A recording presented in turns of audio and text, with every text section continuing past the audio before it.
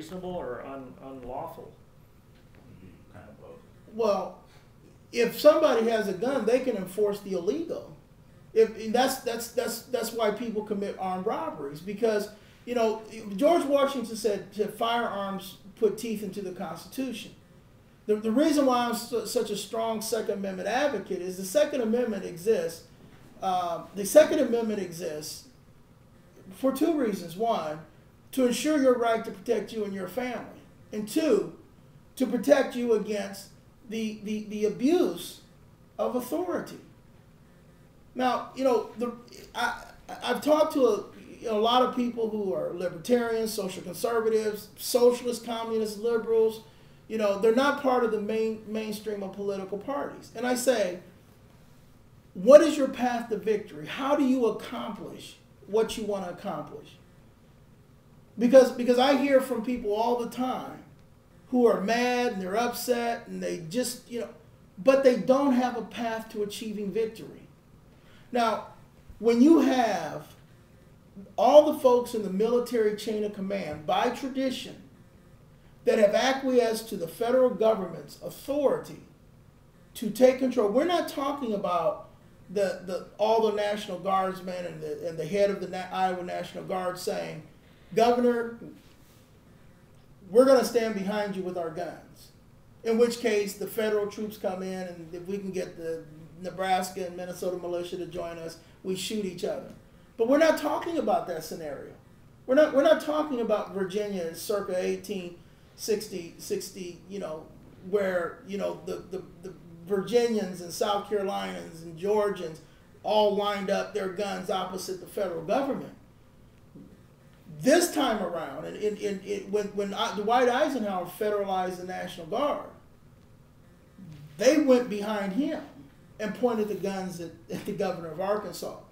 So we can spend a whole bunch of time in theoretical pursuits, or we can systematically break the stranglehold and achieve the same.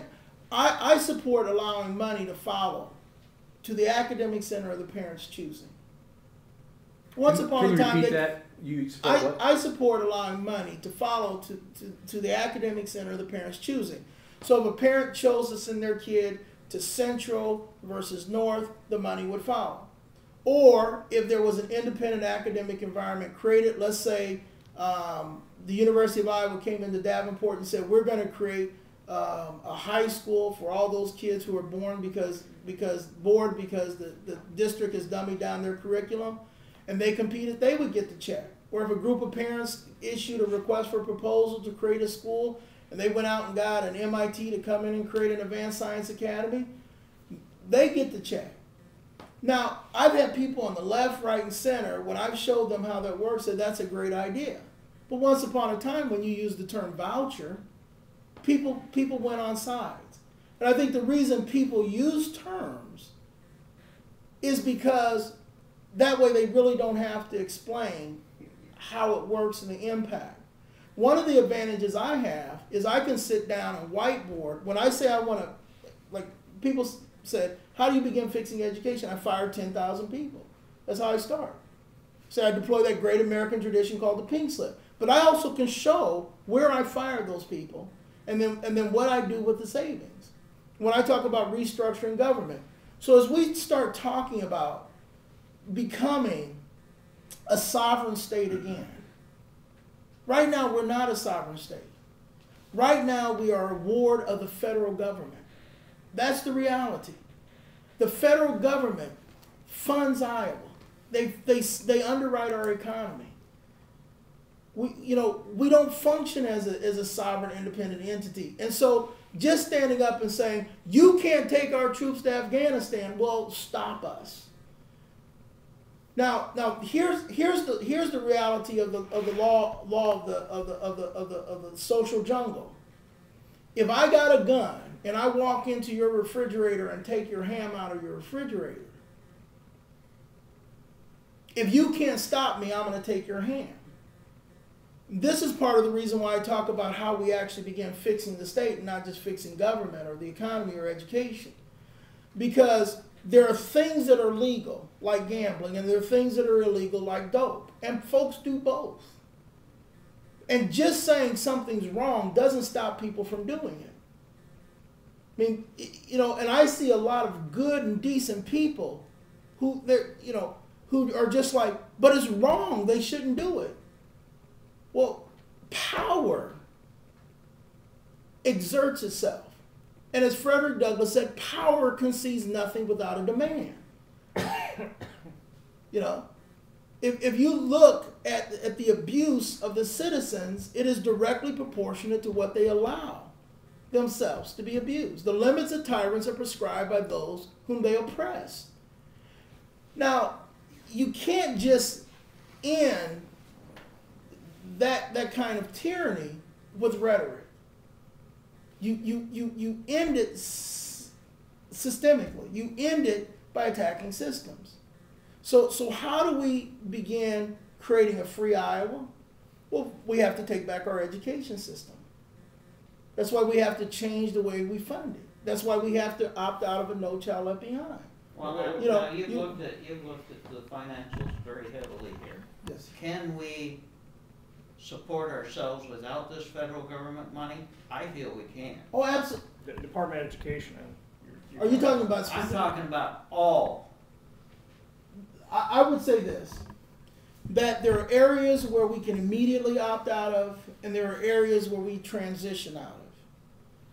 Education is an area we can immediately opt out of. I was in Marshalltown, and the reporter there asked me, he said, I went to the school district, and they said that there's no way you could pay teachers $75,000, $80,000. I said, well, how many kids you got in the class? About 20, 22. He said, now the state gives you $6,000 per kid. That's $120,000, $120,000, $130,000. You can't pay a teacher $70,000, $80,000 out of that. But I understand you guys don't have property taxes, and the publishers start laughing. I said, oh, you do pay property taxes here. So now you have about $9,000, $10,000 per pupil. Now, if you go to the state's website, for school districts with fewer than 300 kids, for 2006, 2007, the compensation was $8,500 per pupil. Are those funds coming from the state coffers or from the feds through the state? Those are state and local tax dollars. Okay. It's just like in Des Moines. I would talk about $10,000 to $11,000 per pupil, and they go, well, what about this? I said, I said, that's just general fund dollars. None of those dollars are earmarked. Okay, none of those dollars are earmarked. I'm not talking about Pebble funds, special ed funds, any of those funds. I'm just talking about the money that is flexible. So when you start looking at how much actually reaches a classroom, anywhere from 10 to 25 cents reaches a classroom. Even in the case of special eds, I went and talked to the head of the Central Iowa Center for Independent Living. And I said, let's take an example of kids that generate a unique pool of money, deaf students. If Gallaudet University out of Washington, D.C., the world's preeminent deaf university, could come to Iowa and say, we're going to create a school for deaf students, and the money could follow, the education they would create for the same amount of dollars would absolutely blow away what kids are getting now. Now the reason why I went to the state's website is because they had $8,500 per pupil in a school district with 300 kids. And I've talked to people in rural districts, and they're having 18, 20, 22, 25 kids per class.